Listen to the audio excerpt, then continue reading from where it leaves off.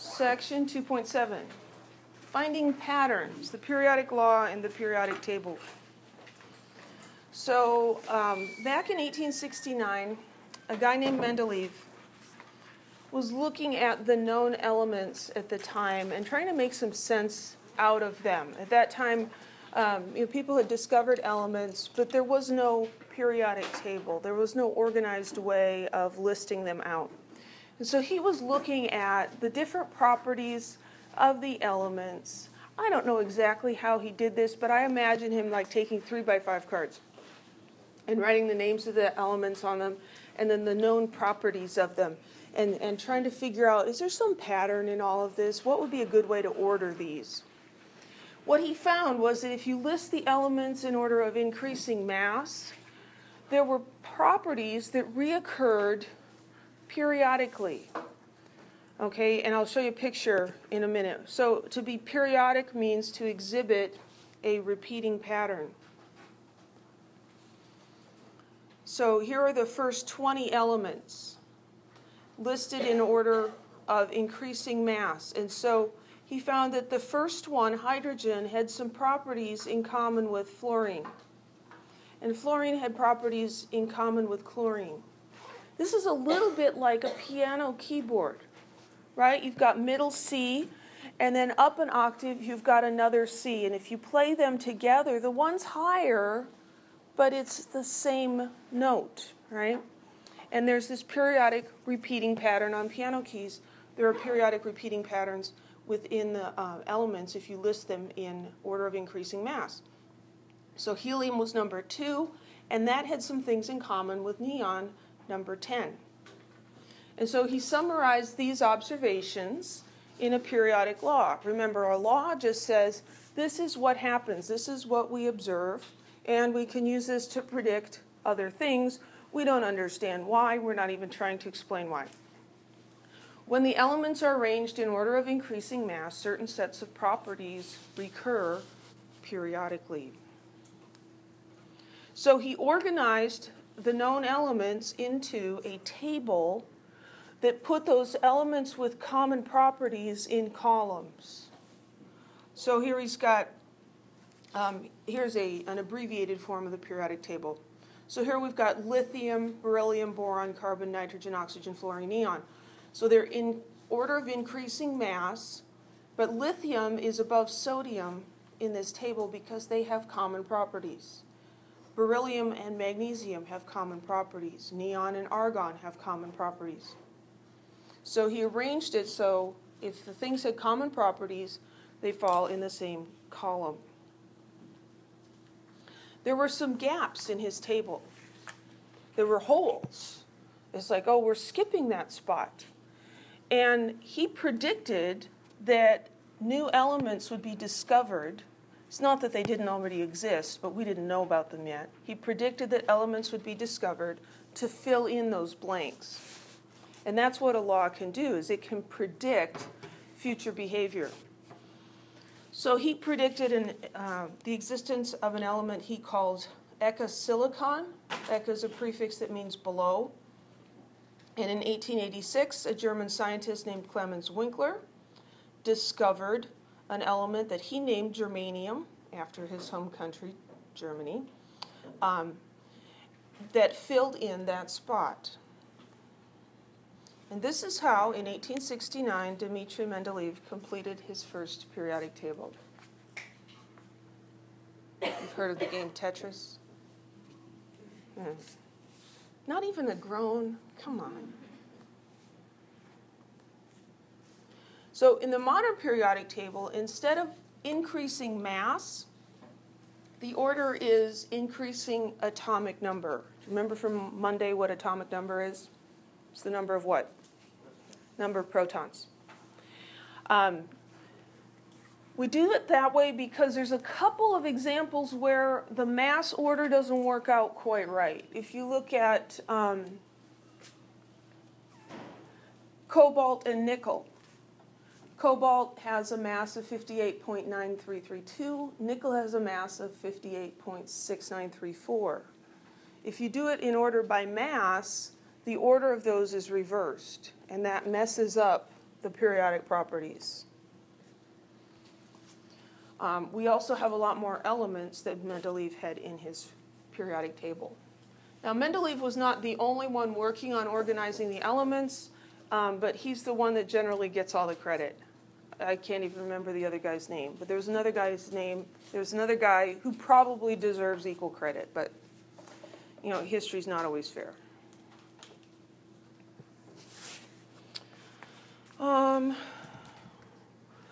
So we need to understand some things about the periodic table. It really is an amazing thing. Chemists, you know, we just are kind of in love with the periodic table. Witness my new cup that I got on vacation this summer, the periodic table. I have a pair of shoes with periodic tables on them. The periodic table is just awesome. So we're going to learn about that today. So we've got metals. These are shown in the light yellow here. And then we've got nonmetals over here. And we've got some in between that are called metalloids or semimetals. They're not really a nonmetal, but they're not really a metal either. And then some of these categories or some of these rows have names. You might wonder, well, why are these two rows stuck off down here? Well, these guys really belong up here. See, there's this gap right here in the periodic table. And really, we should take a pair of scissors and cut it right here and separate these two pieces, this one and this one, and slip these guys up in here. Because look at the numbers, 55, 56, 57, 72. That's messed up. 56, 57, 58. So why do we pull those out and stick them at the bottom? Any ideas? It would make the table an awkward shape. It would make the table really long to fit it on our normal aspect ratio of screens or pieces of paper. It would be really tiny and hard to read. These guys are quite uncommon. Some of them are man-made, many of them are radioactive. And so we don't use these guys very often, and so we pulled them out and stuck them down here. And on our classroom periodic table, we actually cut the bottom off, and they're over here. And then there's some little pictures here of some of the ones that you might have heard about. So we classify elements as metals, nonmetals, and metalloids. A lot of these slides are just a whole bunch of words, and so I'm going to go through them pretty quickly because there's not really any explanating. I just made up a new word. There's not really any explanation to give. It's just like facts, right? You need to know this stuff, though. The metals are on the lower left side and in the middle. So just looking at a periodic table, if I ask you about phosphorus, you should be able to tell me if it's a metal or a nonmetal or a metalloid. Not because of your personal experience with phosphorus, but by its position on the periodic table. I told you to memorize a bunch of element names and symbols, and so now you should know that phosphorus has the symbol P. You find P on the periodic table, and it's in the upper right section. Let me just go back to this periodic table real quick. It's hard to talk about this, especially in a video, without a periodic table to point at. You see this dark line? It's a stair-step line. That's the dividing line between the nonmetals and the metals, and the ones adjacent to it, for the most part, are the semimetals. Now, aluminum. Do you know of something that's made out of aluminum? Aluminum foil. Soda cans. Some of your pots and pans might be made out of aluminum, right? Is aluminum a metal? Yeah, it's shiny, it conducts electricity, it has all the properties of a metal. Aluminum is a metal. So even though aluminum is next to this line, aluminum is a metal. So you should know that. The others that are adjacent, touching on a side, are semimetals, except for polonium, and I'm never going to ask you about polonium. Okay? The upper right, nonmetals, the lower left, metals. Now, occasionally someone's like, well, I can't remember that. Think of an element you know something about. Oxygen. Is oxygen a metal? No. Well, let's find oxygen. Right there. It's on the right side. That means all of these guys are nonmetals, and the other side is metals. So we can identify them by their position in the periodic table. Metals have common properties. They conduct heat and they conduct electricity well. They can be pounded into flat sheets. That's a property called malleability. Nonmetals are not malleable. They can be drawn into wires. They are ductile. They are often shiny. They tend to lose electrons when they undergo chemical changes. This one right here is an important property for a chemist to remember. Metals tend to lose electrons. And so there's some examples of metals. Nonmetals are on the upper right side. There's a total of 17 of them. Most of the metals are solids at room temperature. There's one exception. Which one's that? Mercury. On this periodic table up on the wall, if it's got a blue symbol, that means it's a liquid at room temperature. So mercury is a liquid at room temperature. Makes it a very, very strange metal. The nonmetals are more varied. So we have one nonmetal that is a liquid, bromine. 5 of them are solids. Those have letters that are black. And the ones that are red are gases at room temperature. So this periodic table is always going to be visible when you're taking an exam. The one I'll hand you to use and make marks on and stuff won't have colors on it, but you can always see this one. Properties of nonmetals. They tend to be poor conductors of heat and electricity. Can you think of a nonmetal that does conduct electricity? Silicon's not a semi-metal. How about carbon? There are things made out of carbon that do conduct electricity. So these are tendencies, but not hard and fast rules. Most nonmetals are not ductile. They are not malleable. And here's the important point for chemists. They gain electrons when they undergo chemical changes. If they gain electrons, what kind of an ion do they become? An anion. Okay? Nonmetals form negative ions. And then there's a list of examples. The metalloids, they're sometimes called semimetals. They're kind of in between. They're in between on the periodic table.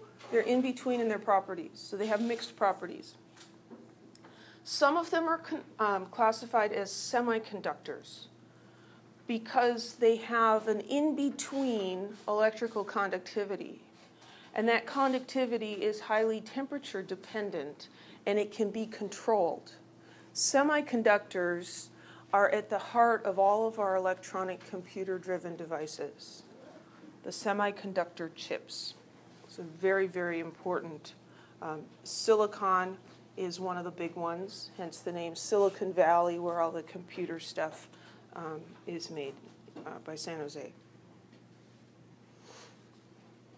Another way to divide up the periodic table is into main group elements and transition elements, or they're sometimes called transition metals because they are all metals.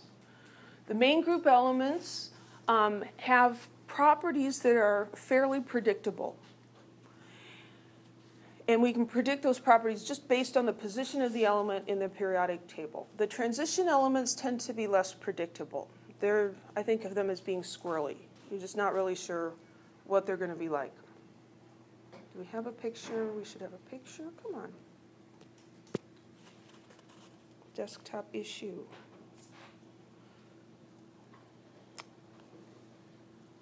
Ugh.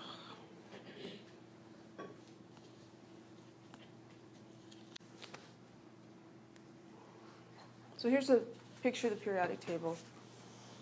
The main group elements are these columns that stick up. And the transition elements are the ones in this middle section. They transition between this group and that group. So, if I ask you to name a transition metal, or if I ask you, is tungsten, element symbol W, is that a transition element or a main group element? You just look on the periodic table, there's tungsten, it's a transition element. Yes, question? For like main elements, are they going to be doing like 1A or 1? That's a good question. I think we'll get to that in a minute, but we might as well talk about it now. A lot of periodic tables have two different numbers for the group numbers. There's 2A and 2, and sometimes they are the same, but then over here they're not the same.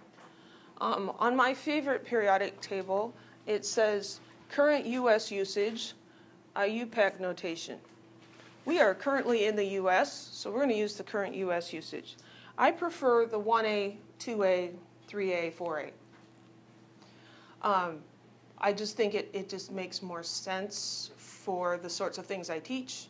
But just notice over here that group 13 and group 3A, what do they have in common? They both have a 3, right? 4, 14, 5, 15, 6, 16, 7, 17, 8, 18. So some of the periodic tables, the one on the wall does have both of the numbers. If you come across one that only has the 1 through 18, you can still figure it out, but that's a good question. Each of these are groups, the vertical columns, and they have numbers. And the horizontal rows are called periods, and they are numbered 1 through 7. So vertical columns, family or group. And within a family, the people in a family, I mean, if you look at my children, you'd say, wow, I can tell those are siblings. They look like they're made with cookie cutter, right? They have similar characteristics. Elements in the same family have some similar properties. They're not exactly the same, but they have similar properties. Then the horizontal rows are called periods. So those main group elements are labeled with the letter A, groups 1A through 3A, or they're groups 1, 2, and 13 through 18. Like, that makes a lot of sense. Transition elements are labeled with a number and the letter B, or they're those groups in the middle, 3 through 12. Now we're going to talk about a couple of the different families, and you need to know the names of these families. So the group 8A elements are called noble gases. The nobles of Europe are the kings and the queens and the dukes and stuff, right? And they tend not to interact with the common folk, with the peasants, right? They're noble, they're kind of set apart. These gases are called noble gases because they don't seem to make compounds with other elements. For a long time we thought there were no compounds out of the noble gases. Now we know that there are a few, but they're very rare. And some of them, like helium, there's no known compounds that have helium in them. Helium is a gas you're probably familiar with because we use it to fill balloons. Other noble gases, neon. A neon sign, bright orange neon sign, has actually the gas neon in it. Argon is present in the air that we're breathing, very small part. Krypton and xenon are other noble gases.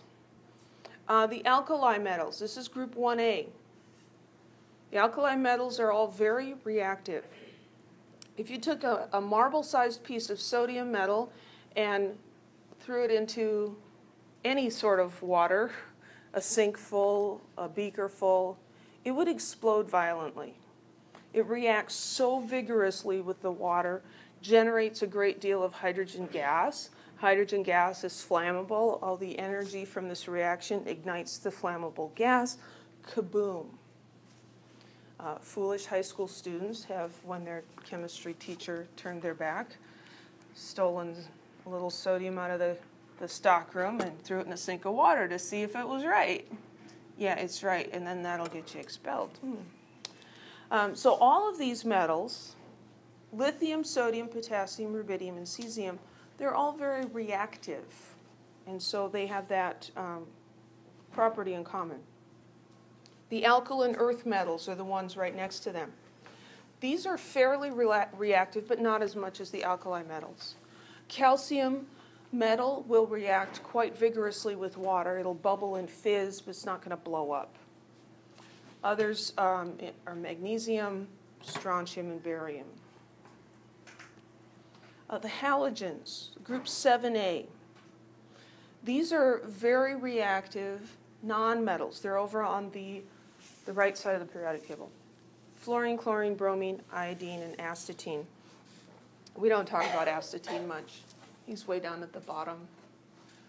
He's not very stable. I think he's man-made, actually. Anyway, chlorine, greenish-yellow gas, has a very pungent odor, toxic. You don't want to be breathing that. Fluorine and chlorine are both gases at room temperature. Bromine is a liquid at room temperature that will evaporate quite easily into a gas. Iodine is a purple solid that will sublime at quite low temperatures and turn into this lovely purple gas. Fluorine is a pale yellow gas. So we talked very briefly about ions on Monday. We're going to talk some more about ions. Main group metals tend to lose electrons. So the metals are going to form cations. And when they do this, they form ions that have the same number of electrons as the nearest noble gas. I'll explain what that means in a minute.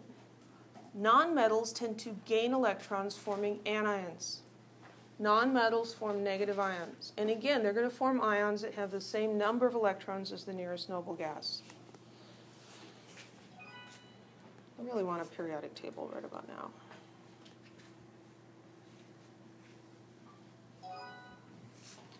So here's fluorine.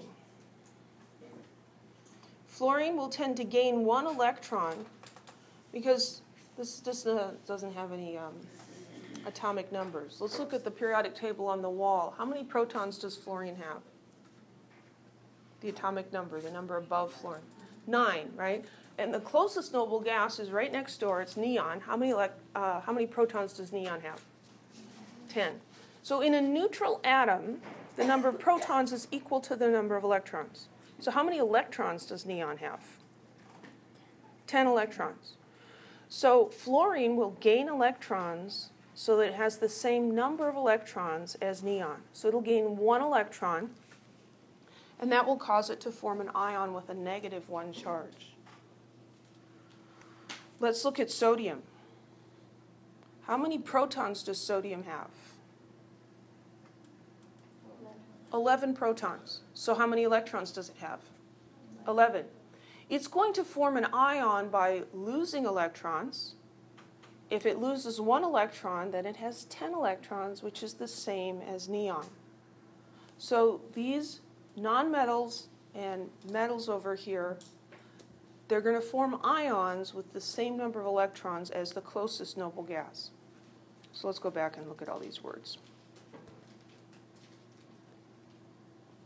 I did that one. Okay, so the alkali metals in group 1 will tend to form a +1 ion because they're over here on the left side. If they lose 1 electron, then they have the same number of electrons as the noble gases, the nearest noble gas. The alkaline earth metals have to lose 2 electrons to do that. They'll form a +2 charge. There's a pattern here. Group 1 forms +1. Group 2 forms +2. If we look at the nonmetals, the halogens, like fluorine we were just talking about in group 7A, they tend to gain 1 electron and form a -1 ion. The oxygen family, someone really needs to come up with a name for them, but the oxygen family of nonmetals is group 6A. They tend to form gain 2 electrons. So if we look at oxygen, oxygen has 8 electrons, 8 protons. If it gains 2 electrons, it will have the same number of electrons as neon.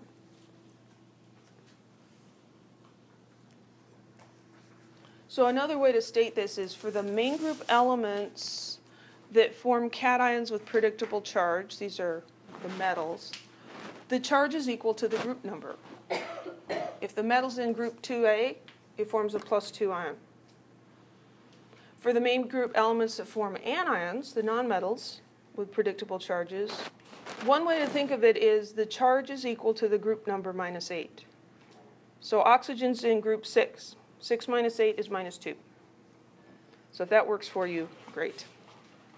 I'll show you another way in just a minute. Then the transition elements, they form different ions, and sometimes they can form more than one kind of ion, and so they're unpredictable. We can't just look at the periodic table.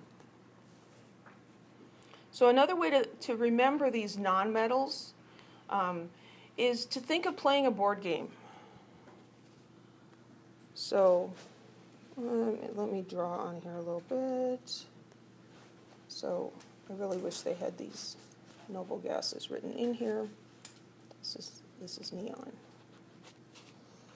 So if you want to know what the charge on a nitrogen ion would be, you're going to start with the noble gas and you're going to count backwards. -1, -2, -3.